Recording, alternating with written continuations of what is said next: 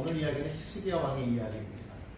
남유다의 왕이었던 아하스 왕이 죽고 난 이후에 그의 아들 히스기야가 왕이 되죠. 아하스 왕은 안타깝게도 하나님 앞에 정직하지 못했던 그런 왕이었지만은, 그러나 그 뒤를 이어 왕이 된 히스기야 왕은 하나님 앞에 매우 정직한 왕이었습니다. 이스라엘에 19명의 왕이 있어요. 아달랴를 제외한, 아달랴까지 포함하면 20명이라고 말씀드렸지만, 아달랴는 정통 다윗의 자손이 아니기 때문에 그를 빼고 19명의 왕 가운데에서 절반인 8명이 하나님 앞에 정직하게 행한 왕이라고 그렇게 칭찬을 받습니다. 아사 왕이 있고요, 여호사밧이 있고, 요아스가 있고, 그리고 아마샤, 아사랴, 요담, 그리고 오늘 배울 히스기야, 그리고 요시야 왕이 있습니다. 그런데 그 가운데에서도 이 히스기야 왕과 그 다음에 나올 요시야 왕은 그 가운데에서도 가장 선한 왕, 하나님 앞에 정직행한 왕이라고 그렇게 인정받았던 그런 왕이었습니다.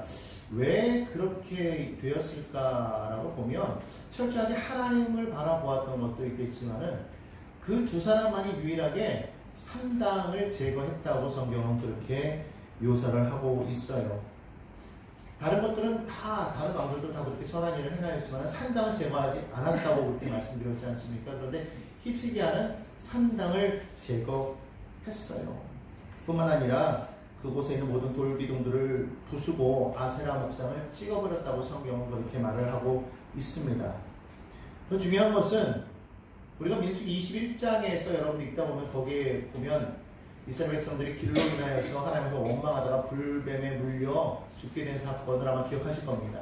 그때에 많은 사람들이 불뱀에 물려 죽게 되자 하나님 모세 앞에 나와서 자신들이 하나님과 모세 앞에 원망했던 것을 회개하고 하나님께 기도하여 달라고 그들이 말하죠.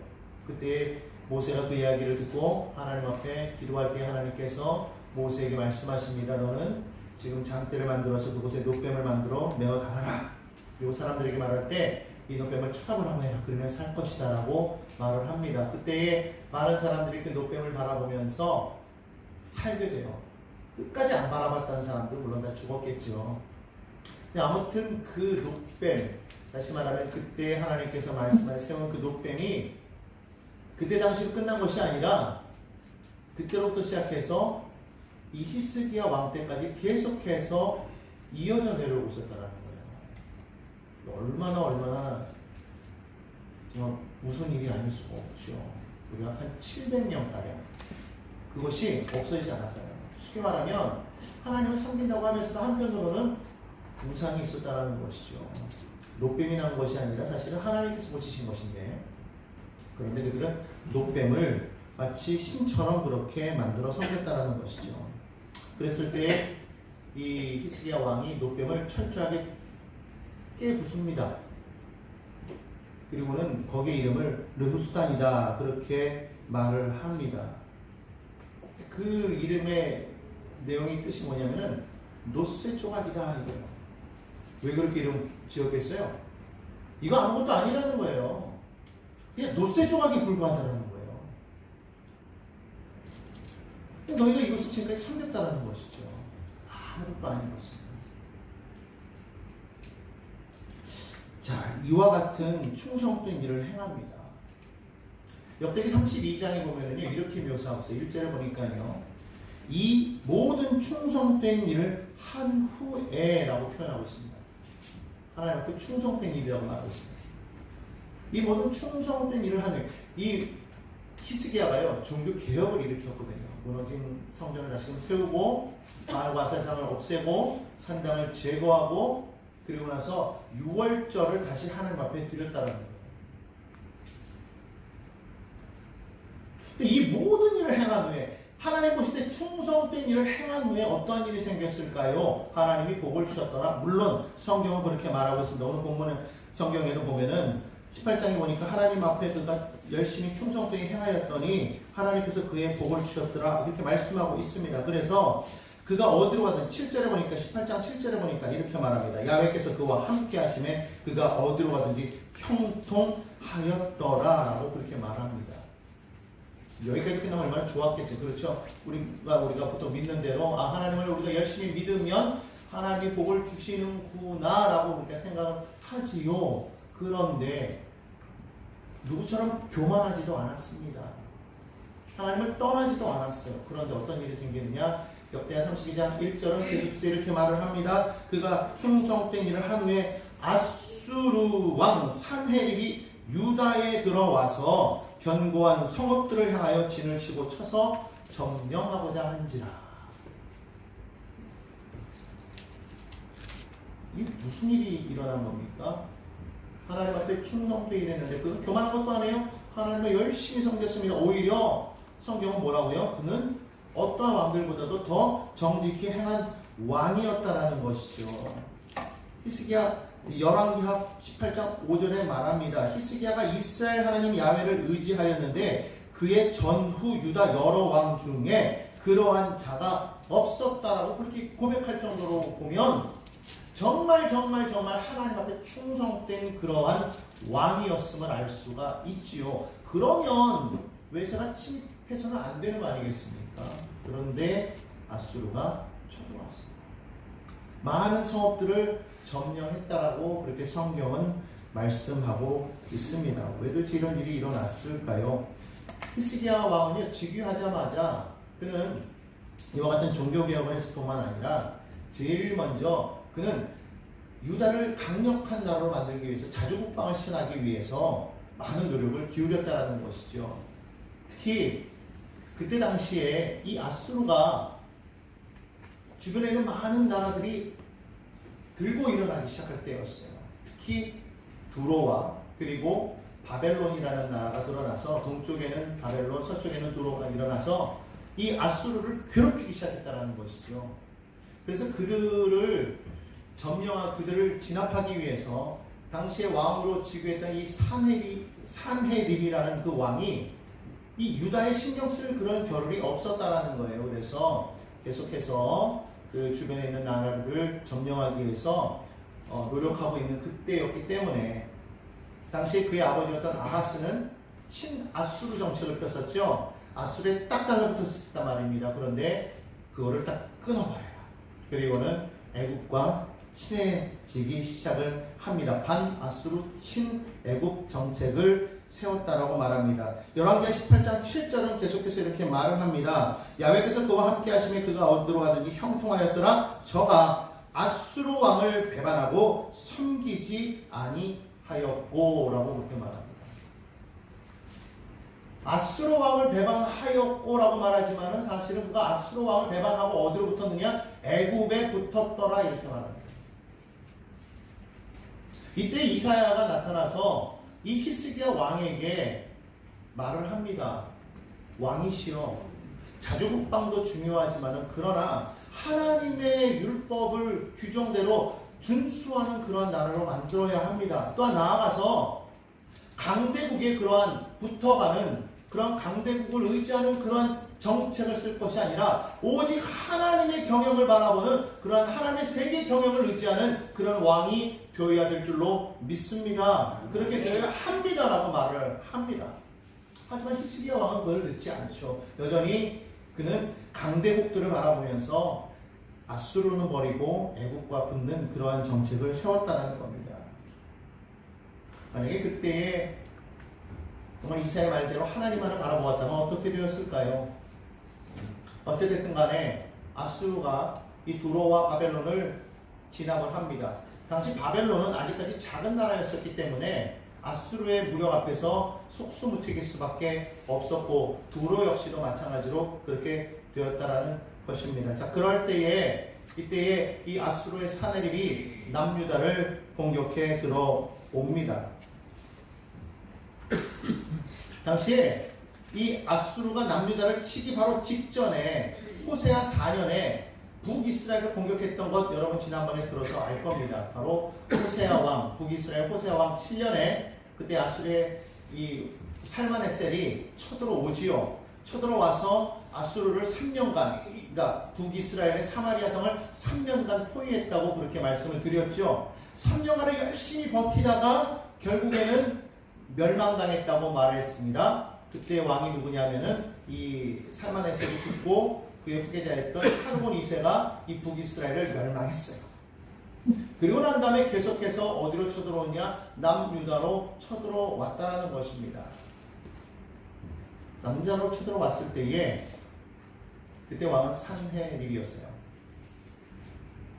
많은 성읍들을 점령하고 유다를 쳐들어오기 시작할 때에 이 히스기야 왕은요, 이 아수르가 쳐들어올 것을 미리 알고 그것을 대비했다라는 것이죠. 그래서 성경을 보면 많은 물 군원을 막아버렸다고 그렇게 말을 합니다.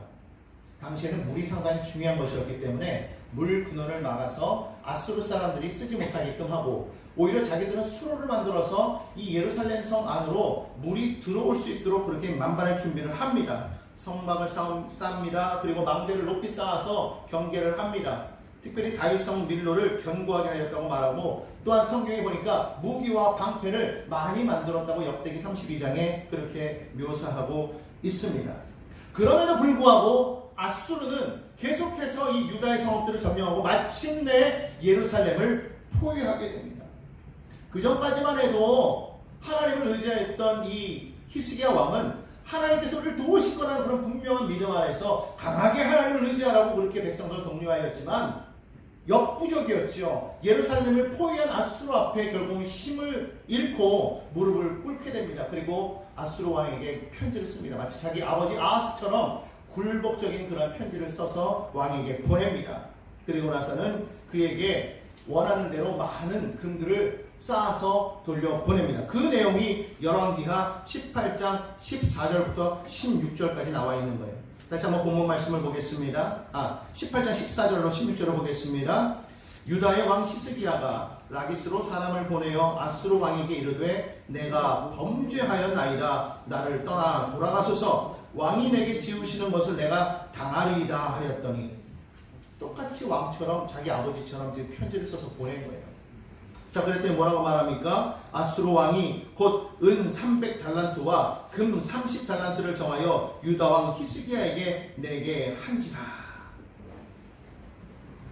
그런데 오늘 15절에 보니까 이렇게 말합니다. 히스기야가 이에 야훼의 성전과 왕궁 곳간에 있는 은을 다 주었고, 또 그때 유다 왕 히스기야가 야훼의 성전 문의 금과 자기가 모든 기둥에 입힌 금을 벗겨 모두 아수르 왕에게 주었더라. 그렇게 말을 합니다.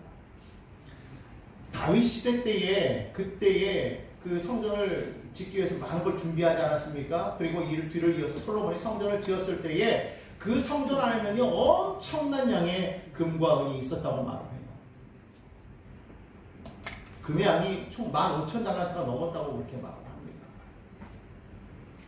그런데 오늘 여기 성경에 보니까 은 300달란트래요. 그리고 금 30달란트를 보내래요. 그런데 지금 어떻게 했다고 말하고 있습니까?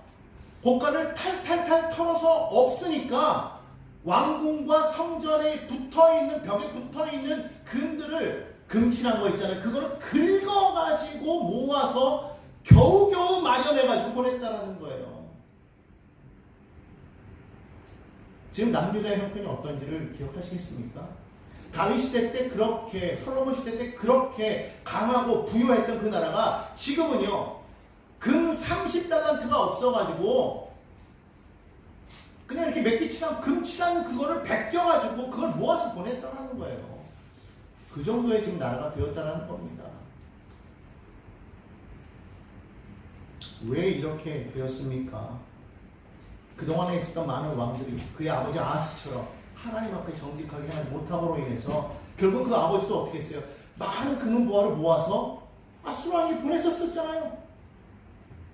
보내면 뭐합니까? 여전히 또 이와 같은 일을 당하게 되는데, 하지만 이 히스기야 역시 어쩔 수가 없었죠. 자, 그렇게 돌려보냈는데 성경에 보니까 뭐라고 말하냐? 14년에, 히스기야 14년에 다시 아수르가 공격했다고 그렇게 말을 합니다. 이 역사학자들의 말에 의하면 13절부터, 열왕기하 18장 13절부터 16절까지가 이 아수르가 유다를 공격했던 제1차 침공이라고 그렇게 말하고 있고요. 17절부터 다시 제2차 침공이 이루어진 것이라고 그렇게 표현을 합니다.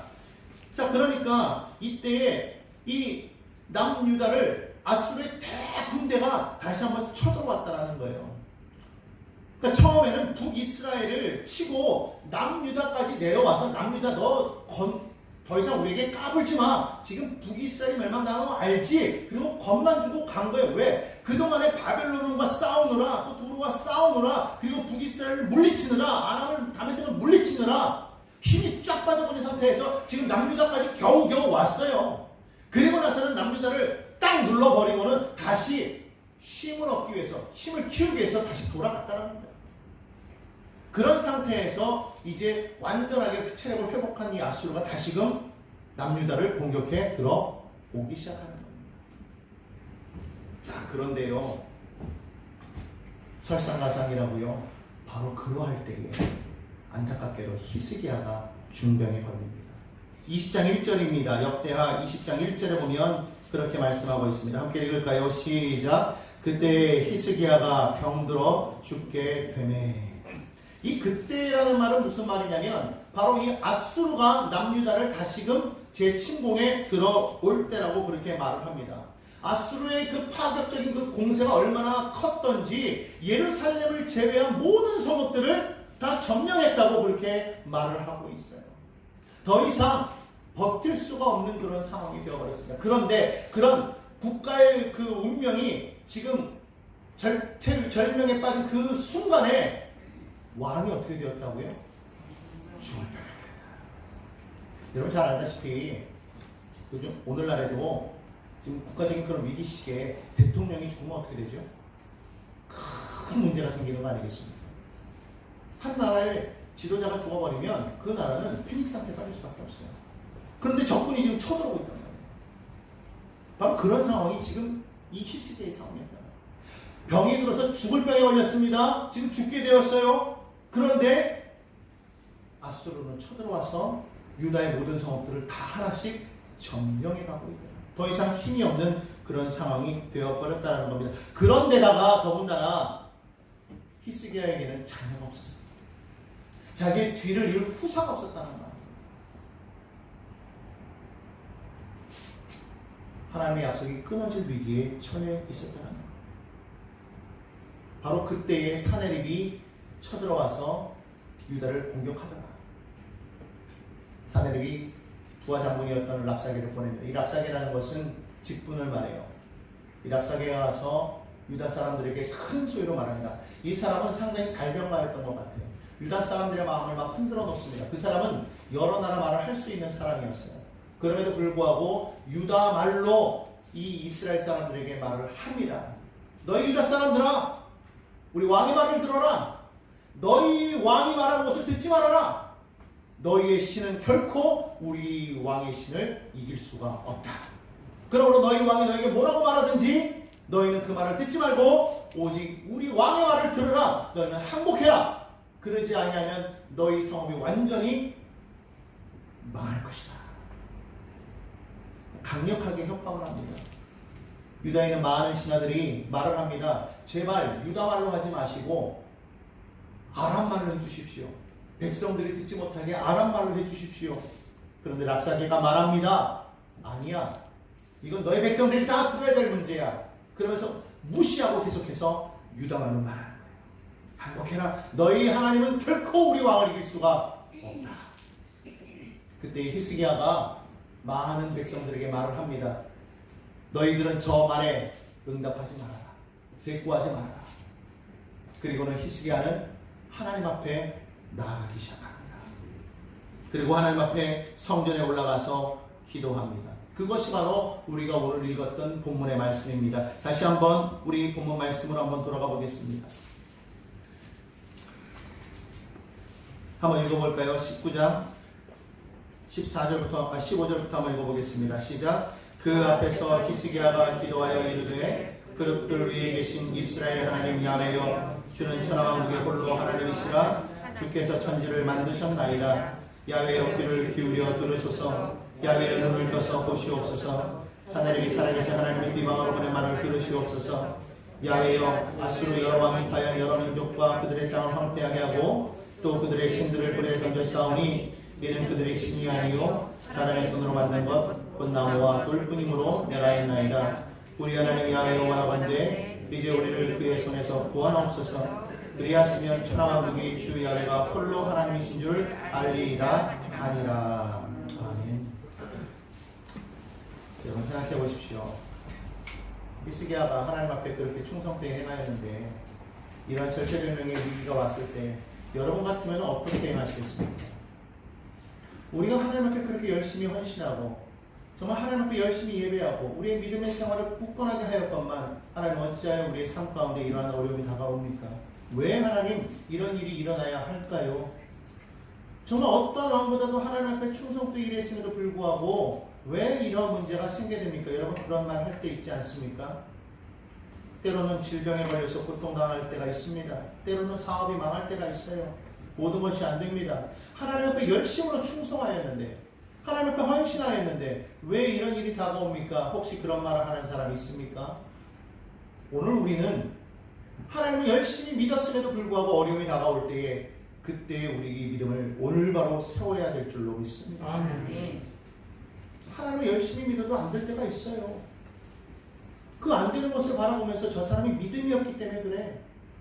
저 사람이 하나님 앞에 열심히 한 것은 그냥 보여주기 위한 것이야 라고 말해서는 안 된다는 거죠. 그러할 때에 그가 어떠한 모습을 보이고 있는가를 우리는 분명하게 보아야 된다는 겁니다. 많은 사람들이 어려울 때에 하나님을 멀리 떠납니다. 하나님이 어디 계셔? 하나님은 계시지 않아. 그렇다면 내가 정말 하나님 앞에 이렇게 충성되게 헌신했는데 하나님이 나를 이렇게까지 망하게 하실 리는 없어 라고 말하지 않겠습니까? 그리고 교회를 떠납니다. 하나님을 멀리합니다. 오히려 저주하는 사람도 있겠죠. 그런데 오늘 여기 나오는 히스기야는 그러하지 아니하였다. 오히려 그러할 때일수록 세상에 많은 사람들이 그런 자신의 모습을 바라보면서 조롱하고 흉보고 너의 하나님이 어디 있느냐? 너의 그 믿음이 어디 있느냐? 너의 그 믿음은 잘못된 것이야. 왜냐하면 너의 신은 죽었기 때문이라고 그렇게 조롱할 때에 히스기야는 오히려 그 말에 귀를 막았어요. 그리고 많은 백성들에게 말합니다. 그 말에만 대꾸하지 말아라. 그리고 말합니다. 하나님 앞에 올라갑니다. 하나님의 나를 도와주옵소서. 하나님은 천지를 지으신 하나님이십니다. 하나님만이 나를 도우실 수가 있습니다. 하나님 나를 도와주옵소서. 20장에도 그렇게 말을 하죠. 20장 2절에 말합니다. 히스기야가 낯을 벽으로 향하고 야훼께 기도하여 이르되 야훼여 구하오니 내가 진실과 전심으로 주 앞에 행하며 주께서 보시기에 선하게 행한 것을 기억하옵소서 하고 히스기야가 심히 통곡하더라. 여러분 그때 하나님께서 그 기도를 들으신 것을 믿으시기 바랍니다. 아멘. 오늘 20절 말씀에 뭐라고 말합니까? 19장 20절 우리 본문 말씀에 아모스의 아들 이사야가 히스기야에게 보내 이르되 사람을 보냈다는 말이에요. 이스라엘 하나님 야훼의 말씀이 내가 아수르 왕 사네립 때문에 내게 기도하는 것을 내가 들었노라 하셨더라. 내가 기도하는 것을 내가 들었노라. 내가 기도하는 것을 내가 들었노라. 여러분이 어떤 상황 속에서도 여러분 결코 그 마음에 낙심하지 않고 포기하지 않고 하나님 앞에 기도할 때에 하나님께서 들어 응답하신 것을 믿으시기 바랍니다. 왜 욥이 고난을 당했습니까? 왜 욥이 하나님 앞에 의인이라고 말했음에도 불구하고 그 많은 역경과 어려움을 당했습니까? 욥에게 잘못이 있어서가 아니에요. 물론 세상에 의인은 없다고 선은 하나도 없다고 로마서에 말씀하고 있습니다. 그럼에도 불구하고 욥과 같은 의로운 사람은 없었다고 성경은 말하는데 왜 욥에게 그런 어려움이 다가왔을까요? 성경이 말하고자 하는 것은 왜 욥이 고난을 당했느냐가 아닙니다. 의로운 사람도 고난을 당할 수가 있다는 것을 말씀해주고 있다는 것 알고 있지 않습니까? 그럼에도 불구하고 욥기에서 우리에게 말하고 있는 것은 무엇입니까? 그렇게 어려움을 당할 수 있어도 하나님께서 우리와 함께 하십니다. 아멘. 비록 지금 내가 역경 가운데 있고 고난 가운데 있고 힘든 가운데 있어도 하나님이 나와 함께 하신다는 그 분명한 믿음을 가지고 나아갈 때에 우리의 역경은 변하여서 축복이 되는 줄로 믿습니다. 아멘. 믿어야 된다는 거예요. 히스기야와 같은 그런 고난을 당할 때 여러분 생각해 보십시오. 질병에 걸린 것만으로도 큰 어려움인데 나라가 망하게 되었어요. 근데 그것을 이어갈 후사도 없습니다. 앞을 봐도 뒤를 봐도 사방을 봐도 꽉 막혀버렸어요. 어디를 봐야 될지 모르는 거예요. 당연히 우리 마음속에서 불평이 나올 수밖에 없지 않겠습니까? 원망할 수밖에 없지 않겠어요? 그런데 아니라는 거예요. 하나님 앞에 무릎을 꿇으라는 겁니다. 눈물을 흘리라는 겁니다. 성경은 말합니다. 내가 내 기도를 들었고 내 눈물을 보았노라. 아멘. 이사야 37장 33절로 34절에 말합니다. 야훼께서 아수르 왕에 대하여 이같이 이르시되 그가 이 성에 이르지 못하며 화살 하나도 이리로 쏘지 못하며 방패를 가지고 성에 가까이 오지도 못하며 흉병을 쌓고 치지도 못할 것이요 그가 오던 길 곧 그 길로 돌아가고 이 성에 이르지 못하리라. 나 야훼의 말이니라. 그가 대문을 이끌고 너에게 다가왔으나 그러나 그가 너에게 미치지 못하겠다고 하나님께서 말씀하고 있다. 열왕기하 20장 5절로 6절에 말합니다. 너는 돌아가서 내 백성의 주권자 히스기야에게 이르기를 왕의 조상 다윗의 하나님 야훼의 말씀이 내가 내 기도를 들었고 내 눈물을 보았노라. 내가 너를 낫게 하리니 내가 3일 만에 야훼의 성전에 올라가겠고 내가 내 날에 15년을 더할 것이며 내가 너와 이 성을 아수르 왕의 손에서 구원하고 내가 나를 위하여 또 내 종 다윗을 위함으로 이 성을 보호하리라 하셨다 하라 하셨습니다. 내가 너를 낫게 할 뿐만 아니라 아수르 왕의 손에서 내가 너를 건져낼 것이라 하나님의 말씀이십니다. 내가 하는 것이 아니라 내가 한다라고 말씀하십니다.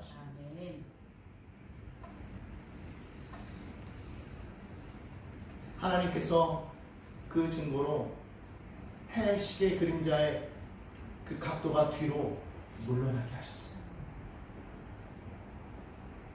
시계가 앞으로는 갈 수 있어 뒤로 갈 수 없는 거 아니겠습니까? 하나님께서 그 증거를 보여주셨어요. 그리고 마침내 하나님께서 그를 위하여서 기적을 베푸십니다. 이사야서 37장 36절에 보니까 이렇게 말하고 있습니다. 야훼의 사자가 나가서 아수르 진중에서 18만 5천인을 쳤으므로 아침에 일찍이 일어나 본즉 시체입니다. 예루살렘을 가득 메운 아수르의 18만 5천 명의 군사가 다음날 아침에 보니까 한 사람도 빠짐없이 다 죽었다. 어떻게 이런 일이 일어날 수 있습니까? 하나님께서 역사하셨다. 역사가였던 요세푸스가 기록한 그 글에 보면 그때에 그 땅에 전염병이 돌았다. 하나님의 사자는 무엇입니까? 바로 전염병을 하나님 보내셨다. 놀라운 일은요, 유다 백성들은 한 사람도 안 죽었는데 아수르 사람들 18만 5천 명이 죽었다. 여러분, 애굽에서 하나님께서 기적을 베푸실 때 여러분 기억하십니까? 애굽에 있는 모든 장자들은 다 죽었는데 이스라엘의 장자들은 한 사람도 죽지 아니하였어요. 왜 그랬습니까? 하나님의 말씀이 그 가운데 함께 하실 때 문설주와 일방에 어린 양의 피를 발명하고 말했잖아요. 그랬더니 죽음의 신이 뛰어넘어갔다고 말했지 않습니까? 하나님이 그 가운데 함께 하시니까 죽음의 신이 왔어도 애굽에는 사망이 일었지만 이스라엘에는 사망이 없었다. 아멘. 하나님의 사자가 그 땅을 치니 아수르의 모든 군대가 다 죽었는데도 불구하고 유다 사람들은 한 사람도 죽지 않는 거예요. 사내립이 기겁을 하고 그날로 본국으로 돌아갑니다. 그래 돌아갔을 때 어떤 일이 생깁니까? 그 아들들이요 서로 왕이 되겠다고 기다리고 있다가 그 아버지가 승리해서 돌아왔으면 감히 못할 것인데 패배해서 군사를 다 잃고 오니 이때가 기회다고 그 아버지를 칼로 찔러서 죽여요. 그 이후로 아수르는 급속도로 쇠퇴를 겪게 되고 마침내 그 뒤에 일어난 바벨론에 의해서 멸망당한 거예요. 여러분 기억해야 됩니다. 어려움은 하나님이 주시는 게 아니에요. 고난은 하나님께로부터 오는 게 아닙니다. 하나님의 백성이라 할지라도 어려움이 당할 수 있고 하나님 앞에 충성된 사람이라고 할지라도 고난 가운데 역경 가운데 빠질 수가 있어요. 그러나 그러함에도 불구하고 하나님을 의지하며 나아갈 때에 하나님을 붙잡고 나아갈 때에 하나님께서 역경을 변하여서 보기를 위해 하실 줄로 믿습니다. 아멘. 슬픔 대신 희락을, 아멘. 근심 대신 기쁨의 찬송을 하나님께 드리게 하실 줄로 믿습니다. 아멘. 그와 같은 모습들이 다 되기를 주님의 이름으로 간절히 부탁드립니다. 아멘. 오늘 여러분들이 어떤 어려움이 있습니까? 어떤 고난이 있습니까? 어떤 문제가 있습니까? 여러분 그 문제 때문에 마음을 빼앗기지 마시기 바랍니다. 그러함에도 불구하고 하나님을 바라보십시오. 그러함에도 불구하고 하나님께 나아가십시오.